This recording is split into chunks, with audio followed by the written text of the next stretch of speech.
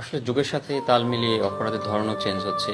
তো এই যে মাদকদ্রব্য পাচার, এক্ষেত্রেও অপরাধীরা এখন অভিনব পদ্ধতি গ্রহণ করছে। এটা ছিল মৃত্যুর আগে পলাশ সাহার শেষ সাক্ষাৎকারের ভিডিও। দেখতে কত দায়িত্ববান সুখী একজন পুরুষ মনে হচ্ছে, তাই না? কে জানতো এই ঘটনার ঠিক 2 মিনিট পরই তার স্ত্রী তার সাথে এমন ঘটনা ঘটাবে এবং সে এমন একটা কাণ্ড করে বসবে। তার কথার মাঝে কোনোভাবে কি মনে হচ্ছে যে সে ডিপ্রেশনে রয়েছে? তার মনে যে এত এত কষ্ট, এত এত বেদনা আর এত যন্ত্রণা লুকিয়ে আছে, তাকে কোনো দিক থেকে দেখে মনে হচ্ছে? হ্যাঁ, এতটাই ডেডিকেশন ছিল তার কাজের প্রতি।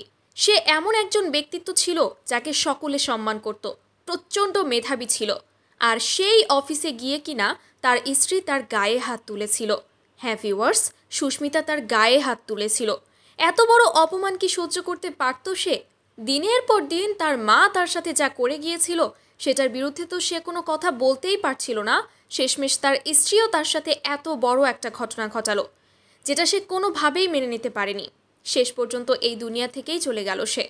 তো ভিউয়ার্স, ঘটনাটি শুনে আপনাদের কি মন্তব্য অবশ্যই কমেন্ট করে জানাতে ভুলবেন না কিন্তু। আসলে যুগের সাথে তাল মিলিয়ে অপরাধের ধরনও চেঞ্জ হচ্ছে।